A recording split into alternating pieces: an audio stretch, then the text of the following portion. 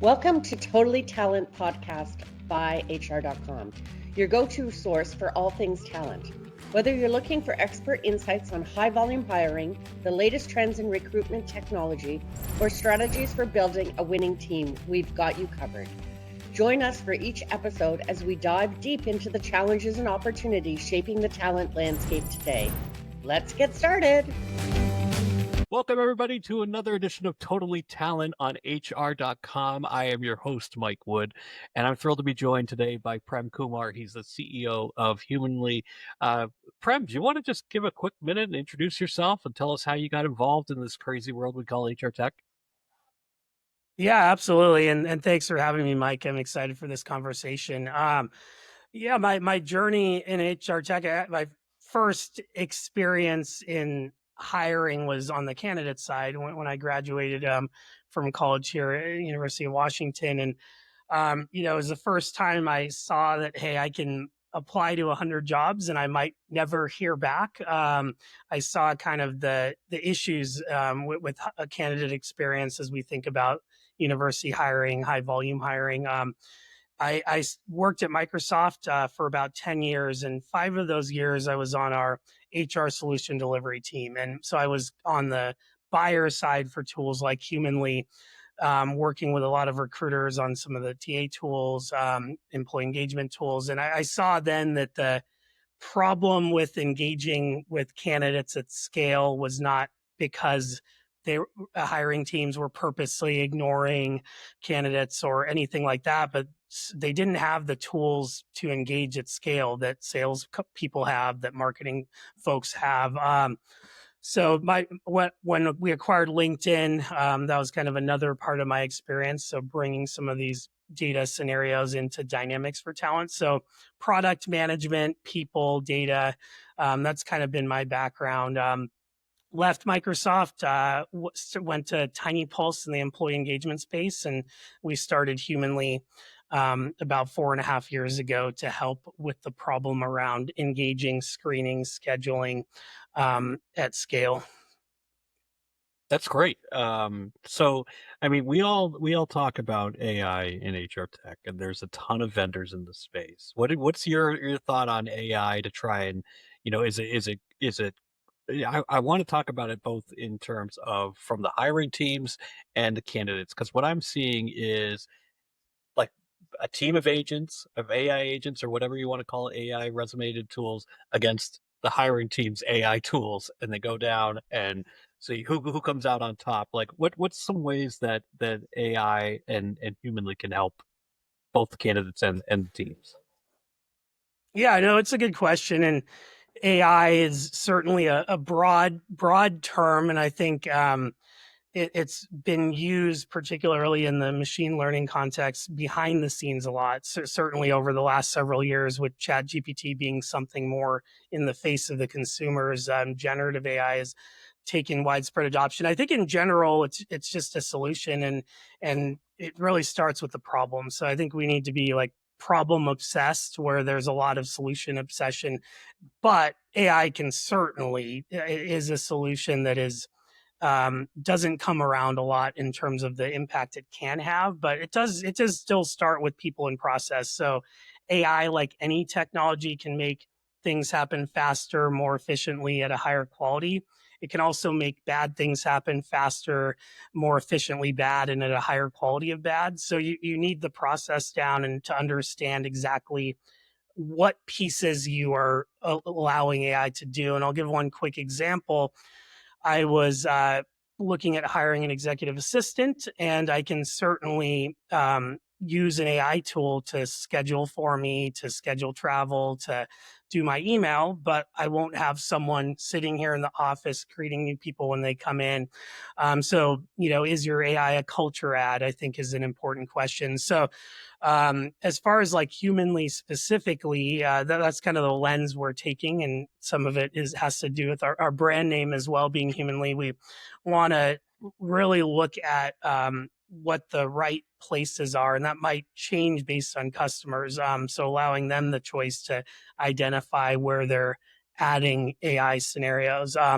So to me, one thing is in being able to engage with candidates at scale. So in these high volume roles, or even high inbound flow roles where you're paying for recruitment marketing, you're getting lots and lots of candidates coming in. You just have the human time to engage with 5% of those based on your ATS matching words on pieces of paper. So what's on your LinkedIn profile and resume? Does it have some of the same words that's on the job description? Okay, here's the people we're meeting with. So that isn't really efficient. So can we allow you to engage with everyone that expresses interest in your employer brand? And so that's one area that we're focused on that I think is a good use case for AI. I love the example you shared of an executive assistant. Yes, that person is going to be scheduling meetings. That person is going to be, doing the legwork of keeping everything organized and stuff. But there is some nuance there, and there is some reasoning that the person has to have. And so it's like you can't just set it and forget it. You have to have some sort of human in the process. And that's what I've been seeing a lot with the recruiting teams is that, ideally companies would love to get rid of the entire, recruiting team and just replace it by AI. They'd love to do that with everything, to be frank, but you just can't do it. That there's some point you need a real person there. Otherwise these bad outcomes or whatever are going to start seeping into the process. And so I just that's just a great example for people that like, yes, like and in the hiring funnel itself, scheduling and all that stuff, the very top of funnel stuff. Yes, offload that to AI, but at some point you're going to need a real person in there to be like, okay, this is the person I want to talk to. I want to like see what goes beyond what they've listed on their resume, what's going beyond what they've said in a taped interview, even. So there's that like fine line that I feel like everybody's kind of figuring out. But let's talk about some of the ways that it humanly helps recruiting teams. You're relatively new to the space, so I'd love to help, get your name out there and uh, and get more people checking out humanly. So how can you help? Yeah, so there's kind of two parts of what we do. So one is getting all your candidates in one place. So that's where you start. So you might have inbound candidates. You might have candidates in your ATS. We have a database of 600 million candidates. So when you have a role, here's some candidates, but instead of matching being based on what many of the sourcing tools do, and that's keyword based matching, we want you to be able to meet with everyone meets basic qualifications. So with humanly, we also don't feel in these two-way conversations with candidates, you shouldn't need one tool for SMSing your candidates, another one for emailing them, another for doing video interviewing. So we feel you have your applicant tracking system, but anytime you are engaging in a two-way conversation with a job candidate for screening, for scheduling, even for interviewing, a human might do it, but you might want AI to take notes, write follow-up emails. That's where we want to be. So what happens in our flow, if you're using all our functionality, you have this pipeline of candidates and you can maybe run a campaign to augment it. Maybe you want more diversity or you want more skilled workers. But once you have that pipeline, everyone is going through a two-way chat with us where they can ask questions, they can get screened in. And then depending on the workflow and the role, our customers can then take them through a phone screen and then hop on an actual interview. So when we're matching before it gets to a human, it's not just matching on the pieces of paper, it's matching based on our AI talking to every candidate and knowing that, okay, this salesperson looks great on paper, but they really succeed in environments where they have a lot of inbound. They're not a hunter. So we will then we're also talking in chat AI to our customers. So we know that, okay, this is a better fit in this for this candidate versus another. So it also prevents all the spam of getting SMS jobs that you're not a fit for just because you have some words on your LinkedIn profile that are words that they think might be similar words that another job has. So that's what we are trying to do, to automate the first touch screening with everyone. And then if you have 4,000 people apply, instead of just talking to 5% and the good ones waiting 10 days to actually get to a human, now the 100% instead of 5 are screened in 24 hours, and then you're able to meet with the ones very quickly after that, that are a good fit. So there's no automatic just shut you off from, getting the basic screen, right? Yeah, there are like, so customers might have like knockout questions and things Yeah. like that, but if you meet basic, like you're able to do this job, you have generally relevant experience. We don't want you to have to like spend your human time parsing resumes or what the ATS is saying to say this person might be better than this person might be there. We want you to have everyone have that conversation, and then afterwards get to the point where you're spending your human time. And I'm sure it updates the candidate saying, okay, we'll get you through. This is the original screening process, and then you get through. And if there's a knockout question or whatever, we'll at least tell you why, right?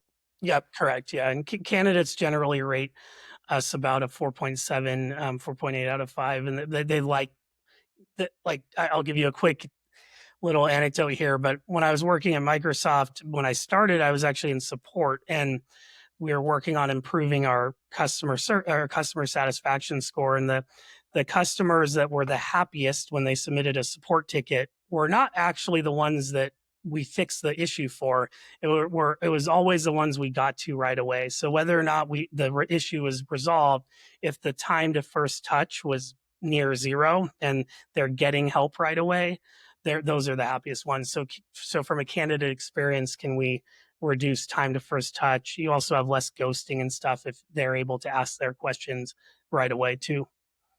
Yeah, I think that just in general, in terms of, society, you try and think of like how much do you wait around to hear communication or status on Yep. anything anymore? I order food and I know exactly where it is. Uh, it's just that hiring hasn't quite hit that yet. Is that there are still candidates who send off a resume and they never hear anything. And Yeah. from when I've been a candidate myself, that is incredibly frustrating when you have no idea where you are in the process. If you're a knockout, just tell them like you don't have this requirement that we're looking for, or you came across as this and we're going in another direction. Just tell me. That's all I want to know. No, 100%. I think so. We did a little research with a focus group when I was at Microsoft, and yeah, for sure, like the most frustrating moment is not hearing back, and then waiting, like you're saying, is also extremely stressful. So like what we found is the most stressful part of the process was not and this was more when a lot of interviews were done in person, but it wasn't like actually doing the interview. It's when you're in the meeting room and you're waiting for the person to arrive, and that was a huge stressful moment. So if you can eliminate waiting, and you can really get to people quickly throughout the life cycle, you're gonna have a better candidate experience. I love it because I think we've been chipping away at the candidate experience for a couple of years. Or at least, I mean, I don't want to judge everything by like being on LinkedIn and stuff, but it's really tough right now for a candidate. If you're going to go apply somewhere and you see the 1,000 people have already clicked apply, and then you're just like, Yep. how am I Yep. going to stand out with this? So I love all the tools that you guys are helping people out with. Are like, so is there anything coming up that you guys are working on that my listeners could be involved with, or that people should know about with Humanly? Yeah. Thanks for asking.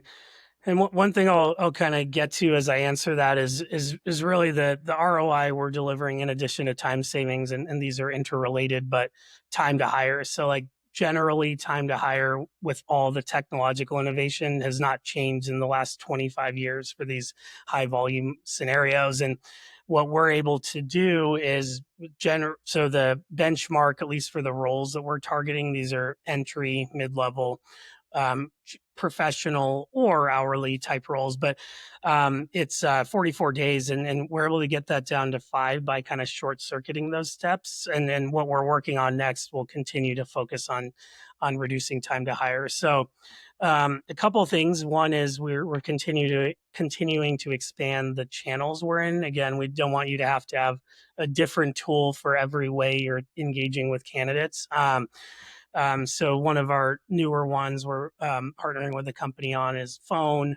So doing automated phone screens. We're also looking at video interviews and helping humans be better. But are there certain steps where it makes sense to do via AI? A separate piece of that is when we say candidate experience, we're taking it very seriously. So we're building a department here where we actually will have product that will help candidates from a career coaching standpoint, from a mock interview standpoint, and really like giving back to those candidates. We're not charging for that, but that's more of a service to get engagement with candidates, and that helps our customers as well, because we now have our candidates are more than a profile. There's someone we've actually talked to, so you kind of get more of that staffing recruiting firm feeling. It's someone that knows you and knows the candidates that's making the match, not a tool looking at two profiles.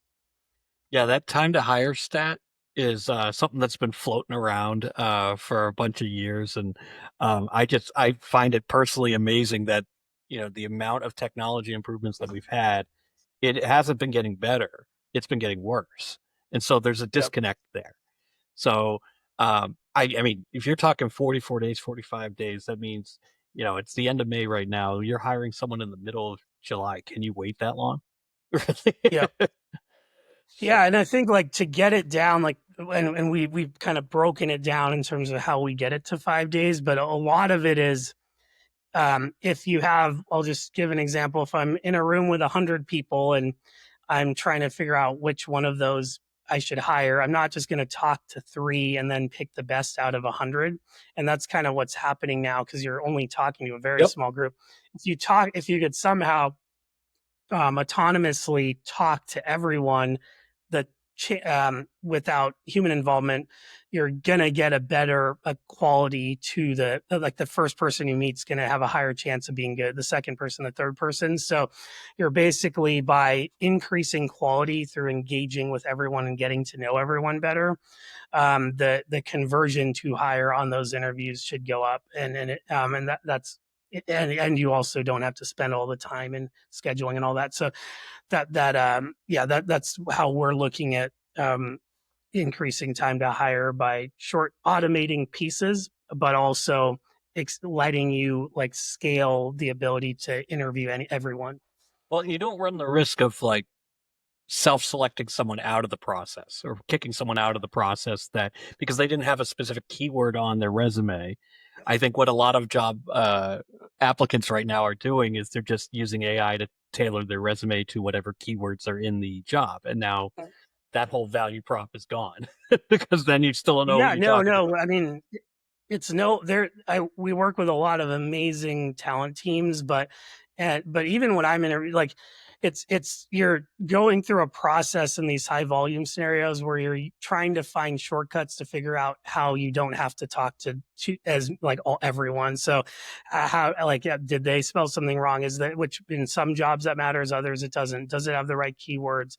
So you're trying to like figure out how to like screen out versus screen in, and you're not giving an experience to each of these candidates where they can get to know your company better. So that's kind of what's happening. And you're spending a lot of money in employer brand to attract them in the first place. They might be a good fit for another role. They might be a silver medalist. So by talking to everyone, you're also not just focused on filling a role in front of you, but building a healthy pipeline of relationships for that next role, for the one down the line. I love it. So where can people find Humanly? And I'm sure you're all over LinkedIn, and I share some stuff with you guys. But where should people go to learn more about you? Yeah, you certainly go to our website, humanly.io. You can also email me, prem@humanly.io. And I'd love to connect with your audience through LinkedIn as well. Awesome. And so we're recording this right now at the end of May, but I know SHRM is coming up as an event. I don't know if you guys are going to be there, but there's definitely HR Tech in the fall and some other places. Are you going to be at either of those shows? Yeah, so we went to SHRM Talent. We should be at Okay. Yep. HR Tech. Yeah, RecFest we usually go to. So yeah, we actually went through. SHRM has an accelerator program, so we went Oh, through nice. that and have been connected with that audience. Yeah. Great. Well, I look forward to all the great things that you guys are going to do, and thank you for joining me today and lending your expertise to my listeners. Thanks so much, Mike. I appreciate it. All right, thanks, Prem. Thanks for tuning in to the Totally Talent podcast by HR.com. We hope you find today's episode insightful and inspiring. Don't forget to explore more episodes and discover valuable resources at hr.com/podcasts, where you can listen to all of our podcasts. Until next time, keep leading with purpose and making a difference in the world of talent.